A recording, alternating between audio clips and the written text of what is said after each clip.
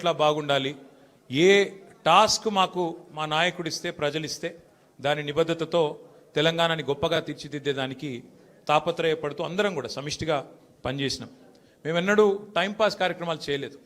ప్రత్యర్థుల కుటుంబాలను రాజకీయాల్లోకి లాగి, ప్రత్యర్థుల పిల్లల మీద బురద జల్లి, ప్రతిపక్షాల మీద కేసులు పెట్టి, ప్రతిపక్షాలను మరి కావాలని హరాస్మెంట్ చేసి ఆ టైప్లో టైంపాస్ పని చేయలేదు. మా నాయకుడి గొప్పతనం ఏంటంటే ఇవ్వని వాగ్దానాలను కూడా నెరవేర్చిన నాయకుడు కేసీఆర్ గారు. మేనిఫెస్టోలో చెప్పని హామీలను, మేనిఫెస్టోలో ఇవ్వని వాగ్దానాలను కూడా నెరవేర్చిన నాయకుడు కేసీఆర్ గారు. ఒక రైతు బంధు అయితేనేమి, ఒక కళ్యాణ లక్ష్మి అయితేనేమి, ఒక కేసీఆర్ కిట్ అయితేనేమి, ఇట్లా చెప్పుకుంటూ పోతే ఒకటి రెండు కాదు, ఎన్నో కార్యక్రమాలు మేము మేనిఫెస్టోలో చెప్పలేదు. కానీ చెప్పకపోయినా ప్రజాహితం కోసం మరి 10 ఏళ్ల పాటు మేము పనిచేసాం. ఇవాళ బాధ అనిపిస్తున్నది, ఎంక్వైరీలతో కాదు, ఎంక్వైరీలకు భయపడేటోడు ఎవడు లేడు, బాధపడేటోడు ఎవడు లేడు. కానీ ఇవాళ ఇంత కష్టపడి మరి కేసీఆర్ గారి నాయకత్వంలో ప్రజలు సాధించుకున్న ఈ రాష్ట్రంలోని పరిపాలన పిచ్చోడి చేతిలో రాయిలాగా మారిపోయింది. పరిపాలన మీద దృష్టి లేదు, పరిపాలన చేత కాదు, ప్రజలకిచ్చిన హామీలు నెరవేర్చే సత్తా లేదు. అసమర్థుడి జీవనయాత్రలాగా ఈ 2 ఏళ్ళు ఏదో నెట్టుకుంటూ టైంపాస్ చేసుకుంటూ వచ్చినారు. ఒక్కొక్క రోజు ఒక్కొక్క డ్రామా. కొన్ని రోజులు కాళేశ్వరం పేరిట డ్రామా, కొన్ని రోజులు గొర్రెల స్కామ్ అనే డ్రామా, కొన్ని రోజులు ఫార్ములా ఈ పేరిట డ్రామా, మరికొన్ని రోజులు ఫోన్ ట్యాపింగ్ అని చెప్పి డ్రామా. ఇవాళ ఒక బాధ ఎక్కడ అనిపిస్తుంది అంటే, చదువు, సంస్కారము, మర్యాద, హుందాతనం ఉన్న ఒక పార్టీ నాయకుడిగా నేను చేసే విజ్ఞప్తి, నేను చేసే ప్రార్థన ఏంటంటే, ఈ పుట్టిన మట్టి సాక్షిగా, అంతరాత్మ సాక్షిగా అక్రమ అనైతిక పనులు నేనెన్నడూ కూడా చేయలేదు అనే మాట స్పష్టంగా చెప్తాను. ఈ రెండేళ్లలో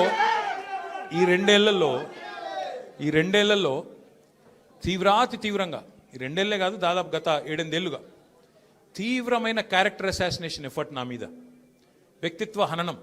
అంటే ఒక కుక్కను చంపే ముందు పిచ్చి కుక్కను ముద్రేయాలని ప్రయత్నం చేస్తారు కదా, నేనేదో డ్రగ్స్ తీసుకుంటానని, నాకేదో హీరోయిన్లతో సంబంధాలు ఉన్నాయని, లేని దిక్కుమాలిన వార్తలు రాసి నన్ను క్షోభకు గురి చేయడమే కాకుండా నా కుటుంబ సభ్యుల్ని, నా పిల్లల్ని, నా వాళ్ళు అనుకునే వాళ్ళందరినీ విపరీతమైన క్షోభకు గురి చేశారు. అయినా కూడా ఎన్నడూ బాధపడలేదు, బయటకు వచ్చి వేరే వాళ్ళలాగా దొంగ ఏడుపులు ఏడవలేదు.